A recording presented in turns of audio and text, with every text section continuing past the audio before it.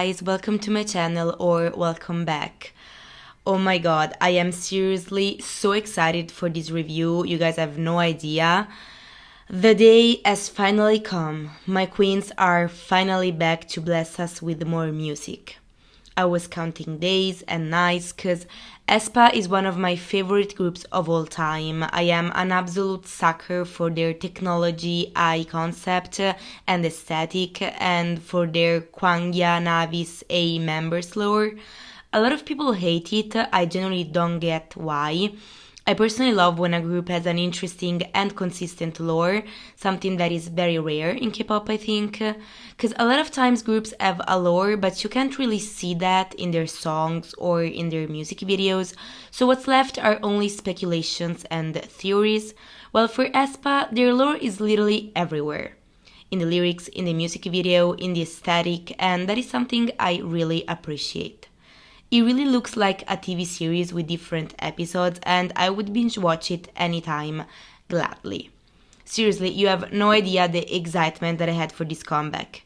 Another thing that made everything so interesting for this era is that the war with the Black Mamba is now finally over, so I had no idea what would have happened next in the story.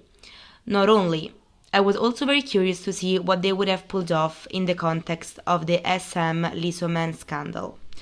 Unless you lived under a rock for the past month, you definitely heard that Lisoman, SM founder and ex-CEO, has been basically backstabbed by his nephew, the current CEO of SM, and left the company. Since Lisoman was very involved in aespa's music and concept, everyone was wondering what his departure would have meant for the group. Especially considering that also the producer of all aespa's title tracks, Yo Young Jin, I'm sorry I'm pronouncing it wrong for sure, but anyway, he left the company as well. Plus, Lisoman's nephew accused the man of being the reasons why aespa's comeback has been delayed, since they were supposed to come back in February, and he basically said that Lisoman wanted them to sing about trees, and that the girls cried for that because they didn't want to do it. Okay. Honestly, this whole mess looks like a mix between a Game of Thrones episode and the House of Cards. Yep, we K-pop stans have also this type of things. One thing is that we never get bored, that's for sure. Also, for the promotions of this era, we've got a track video, aka a mini music video, for 3 B-sides of the mini album that they already spoiled at their concert a few months ago, and honestly, I can't even explain to you how much this made me excited, and I felt so blessed from my aespa girlies, you have no idea. 10 months of them disappearing just to return, blessing us with this many music videos. Thank you. So, we have a lot to unpack. Grab a snack or a drink. I've got this lychee drink with a pink can, Sailor Moon themed, that I bought at the Orient Festival that they've done here in my city last week. So yeah, I feel this is the perfect drink to accompany me through this recording. I am Julia and this is Girl Groups in Your Area. Let's go!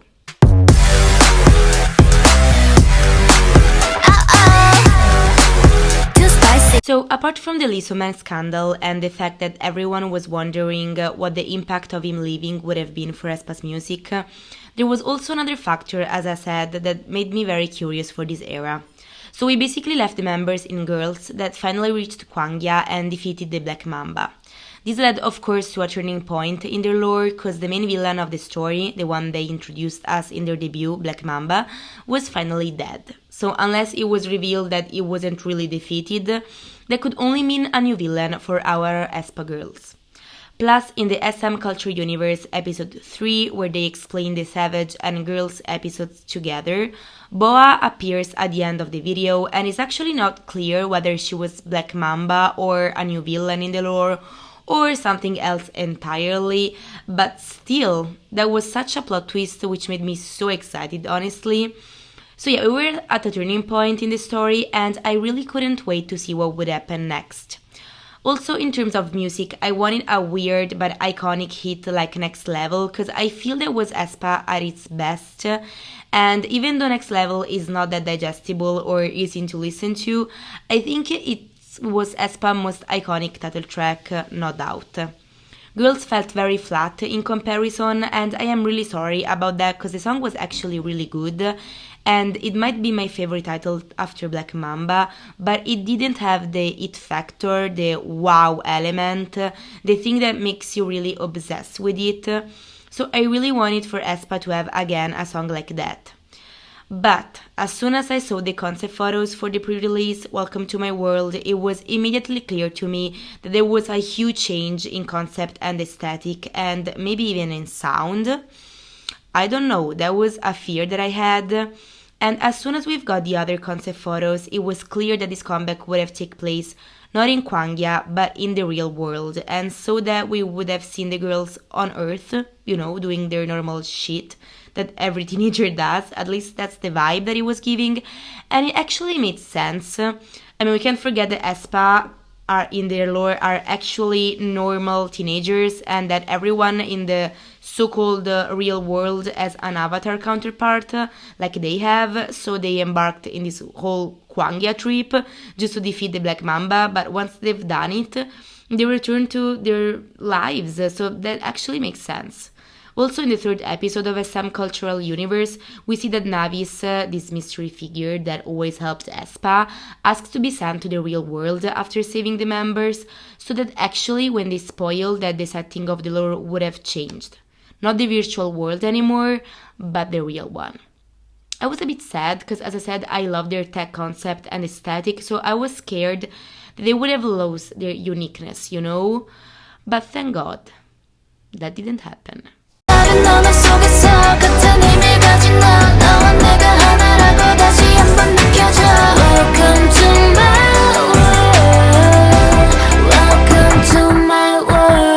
So, in order to make everything more exciting, SM announced that Navis was about to debut. And this was it. They dropped Welcome to My World as a pre-release, and it's a featuring with indeed Navis herself. I have to be honest, as soon as I heard the song for the first time, I was very underwhelmed and a bit disappointed, to be honest. This looked nothing like aespa, both in terms of sound and aesthetic. Plus, the MV was quite boring for me, and I also couldn't understand if Navis was singing or not, because it didn't look like it. But then, after a few listens, I actually started to appreciate it a lot. First of all, their vocals sound amazing in here, so angelic, and they give the song this dreamy vibe. Also, the instrumental make it look like a fantasy movie theme or something, especially the chorus, and I think it's actually the perfect intro for this new era. It's also consistent with their lore, since with this song they are basically introducing their world to Navis, which, as I said before, decided to come to the real world. I also really love the bridge. It's definitely the best part of the song for me, and it got stuck in my head for days now.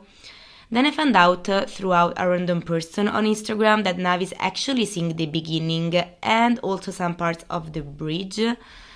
I still can't hear it honestly, because all I hear is ning ning, but whatever. So yeah, Welcome to My World became a solid 7.5 for me. I can't really see myself going back often to this song, honestly, but it definitely grew on me a lot, and I started to appreciate it for what it is. Still wished for Salty and Sweet to be the official pre-release though. I'm too spicy for your heart. Like a fire alarm. 심장이 파고드는 너. I'm too spicy. 번지는 자극 속에 너. 바로 그 순간 또 다른 나를 발견해. I'm too spicy. I'm too spicy. Oh my god, you guys, I'm smiling for this even when I was writing the script for this video. Like, I've never thought that I would have seen aespa in their Mean Girls / Barbie era, and I am so all here for it. But let's not go too ahead of ourselves. So, the vibe and aesthetic for this release was crystal clear from the minute I saw one set of concept photos, and it was then confirmed when I saw the MV teaser. And this was definitely a great change in terms of concept and aesthetic for aespa, but again, I was feeling so excited because I love this type of aesthetic. This girly, pink, glittery vibe, very Barbie, very Mean Girls. My only fear was that we were gonna get a Western type of song, Life's Too Short kind of song, you get what I mean? I was pretty sure about it given the part of the song that they spoiled in the MV teaser, which looked nothing like an aespa song. Because, I mean, this whole era looked like a total rebrand for aespa, and it also kind of looked like an attempt from SM to appeal to the Western audience, so that wouldn't be that surprising. But thank God that wasn't the case. Spicy has aespa written all over it, and I am so happy about it. aespa songs are never that easy to listen to, and they are definitely growers, and you know what? That's what I love about them. You can never get bored. Of course, Spicy is not next level, but it's not even girls, if you get what I mean. Anyway, we start the song with a badass and powerful instrumental that I personally love, and with the cuntiest verse of all time, of course from my queen, Karina. My favorite part of the song is definitely the pre-chorus, especially the instrumental, which is a perfect build-up to the chorus, in my opinion. About the chorus, I don't really love it 100%, unfortunately, but I am sure it will eventually grow on me, like every aespa song. The post-chorus is much easier to listen to, but it kind of bugs me that it doesn't fit at all with the chorus, and it almost looks like another song completely, but you know what, that's another thing you would expect from aespa, so I'm not complaining here. The true thing that I am sorry about was that Giselle's rap and verses were very mid and flat, which I am sorry about because Karina and Giselle raps are almost always the highlight of aespa songs, while in here, it wasn't really the case, even though this is probably their most sassiest title track. We also have another dance break, After Girls, which, I mean, it was okay, I guess, nothing less, nothing more. Overall, Spicy is not the best song out of the whole album for sure for me, but it definitely has that aespa flavor that I was really scared it would get lost. I am sorry, aespa, that I doubted you. It will never happen again, I swear. Also, this is one of their cuntiest songs for sure, and honestly, I live for this type of songs, especially when they are well delivered, like in this case. As the number one fan of Girl Crush concepts, I can confidently say that they ate it up like it was their last meal. And I miss so much this type of releases since you guys all decided that Girl Crush had to be banned from the K-pop world.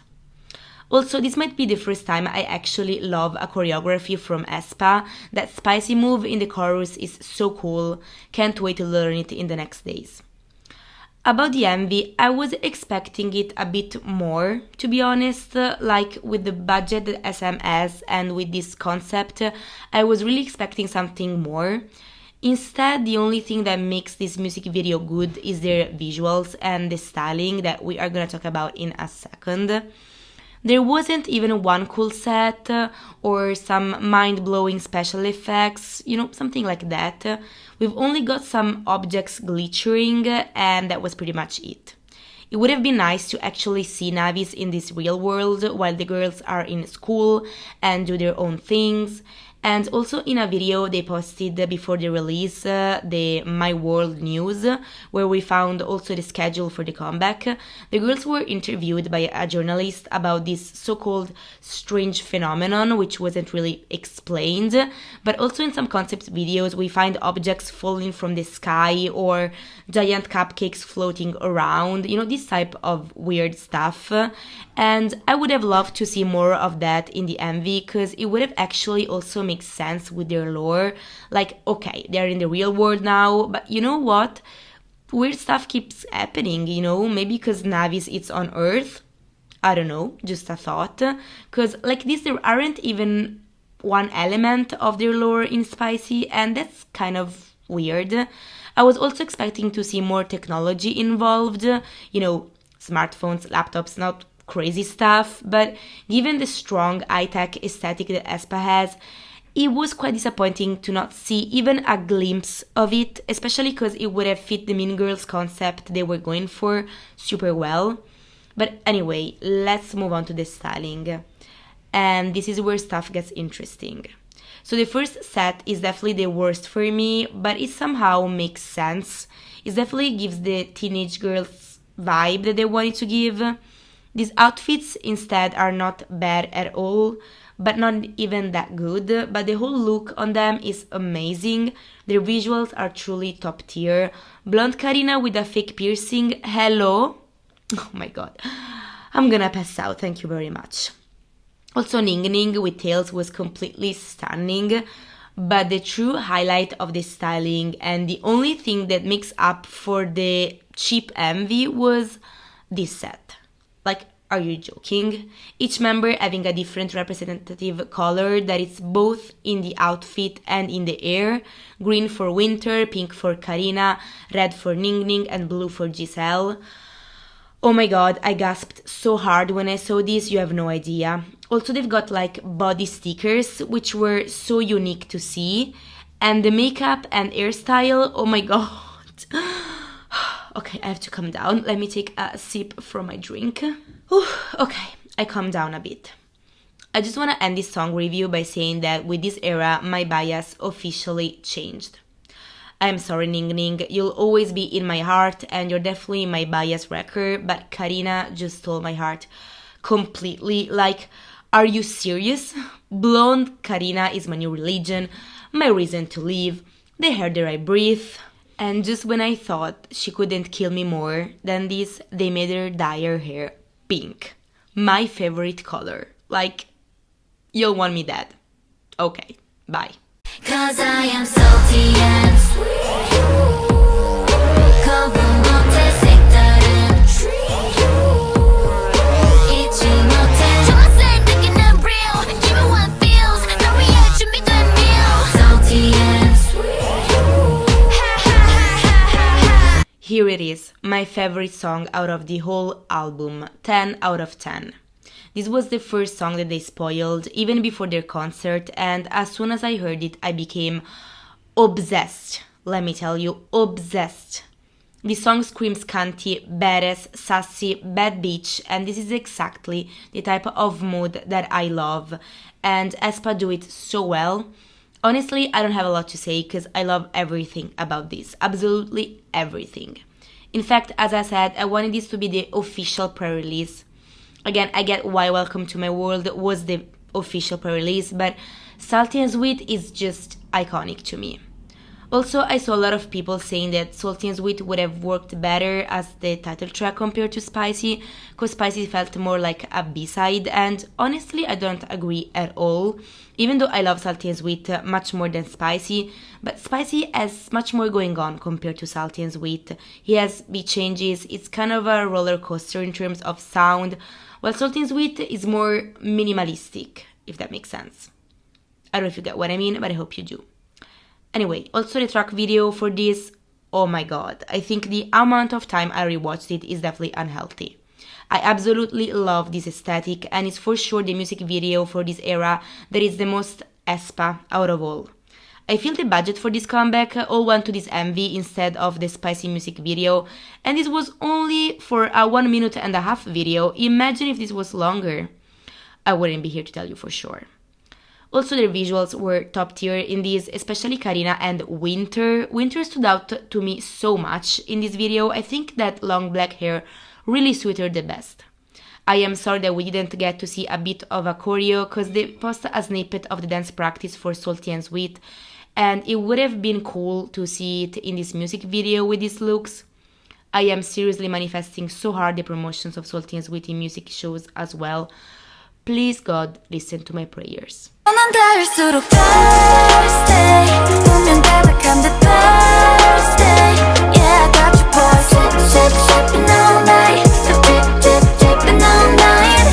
Another song that they spoiled at their concert. I have to be honest, I wasn't among the many ones obsessed with this song. It's maybe too chill for my personal taste. It is a nice song, their vocals are great as always, and the sip sip sip it all night, it's quite catchy, but yeah, I don't really have a lot to say about it. The real highlight of this release, I think, is the track video with their Friends concept. I gasped when I saw that they were going for this concept, and it was executed so well, from the aesthetic of the title, the settings, and all the Friends references to the final credits. Everything was so well thought, and quite surprisingly, it fitted the song super well. I absolutely adored this music video, and it's yet another video of this era that I watched too many times for sure. And it kind of gives me the same vibe that Attention and Hype Boy by New Jeans gave me, in the sense that I wanna SM to do a TV series with aespa so much, both as normal teenage group of friends, but also as Kwangya warriors, you know? Oh my god, that would be so cool. SM, if you wanna hire me, you know where to find me. 이건 마치 hell yeah, I'm not happy. 행복한 척 tell yeah, but I'm not happy. 그런 듯이 꿈이 깊은 feed. 궁금하지 않아 난 삶이 free. 이건 마치 hell yeah, I'm unhappy. Again, another song that it's okay, by all means, but after a while it gets kind of boring and repetitive in my opinion. Again, it's not bad and has this quite dreamy vibe to it, which is nice, but I will get tired of it very easily after just a few listens. Again, I have to talk about the track video because it was really well done. It has this dusty filter which fitted the mood of the song perfectly. In the video we see the girls at school but clearly unhappy about what they're doing. The acting was amazing, especially of Winter. She could definitely be an actress because her expressions were top tier. Also Ning as a cheerleader, singing sadly while the other cheerleaders do their choreos was so iconic, and I absolutely love this scene with Giselle in what it seems a room ready for prom night with all these balloons and glitter everywhere, and she has this makeup with gems shaped as tears, which was so aesthetic.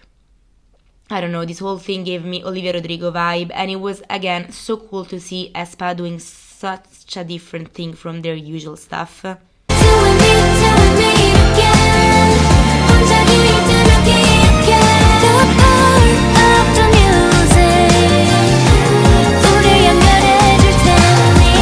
I am genuinely sorry to give this song such a low score, but I can't help it. I find Till We Meet Again so boring and underwhelming. It doesn't give me at all aespa vibes, it's just a generic and bland ballad song that every K-pop group has in their album, and it was actually quite disappointing. I was hoping they would have went for another song already spoiled at their concert, like Hot Air Balloon for example, which was so fun and entertaining, but no. That's what SM chose to give us. Okay.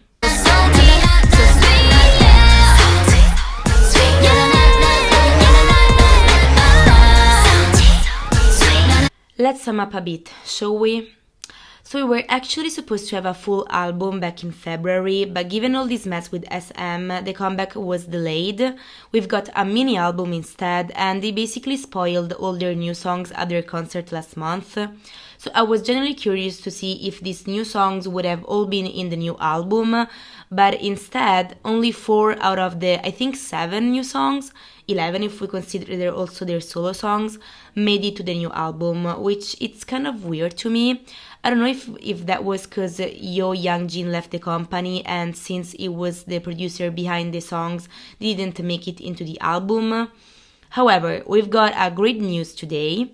Winter said that their first full album is coming really soon, so I guess they were working both at this mini album and to the full studio album, so I am hoping that we're gonna see the other songs they spoiled at their concert in this new full album. Because otherwise, if we'll ever have the studio versions of these songs, if we'll never have the studio versions of this song, it would be such a shame, especially for Hot Air Balloon, which was the only song that I liked the most after Salty and Sweet. It gave me these Red Velvet vibes and I loved it. Anyway, this era will be forever iconic for me because we've got a mini music video for 3 B-sides, one very edgy and aespa-like, the other with a Friends concept, and the other with this depressed teenage high school vibe.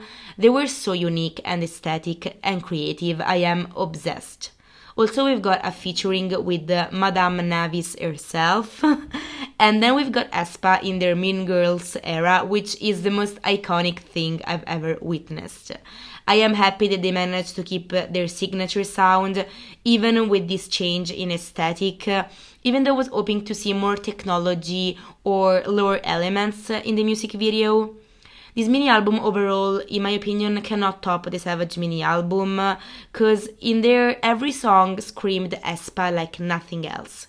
Here, instead, I feel they decided to range with different genre and vibes, which is not a bad thing at all, but I think aespa has a really signature sound that they have to try to keep intact. I was hoping to have Hot Air Balloon instead of Till We Meet Again, but as I said, I hope to have it in their first full album along with their solo songs. I don't know, guys, I am obsessed with this era. Salty and Sweet is my new anthem. Spicy, it's so freaking cool, and I really can't wait for promotions to start. What a time to feel alive, honestly. Okay guys, this concludes my video. Thank you for watching. Like and subscribe if you liked it, and let me know in the comment what you think about aespa's new mini album. See you in the next video, which is probably gonna be my review for G-Idol Comeback, which, surprise surprise, has a Mean Girls / Clueless concept as well, so I really can't wait for that one too. Bye!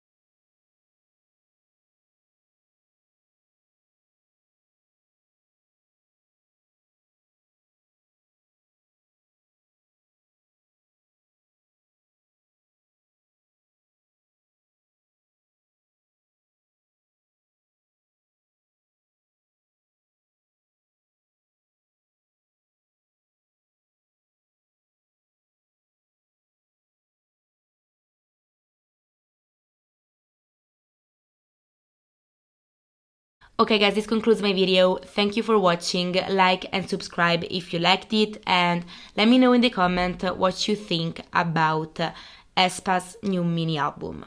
See you in the next video, which is probably gonna be my review for G-Idol Comeback, which, surprise surprise, has a Mean Girls / Clueless concept as well, so I really can't wait for that one too. Bye!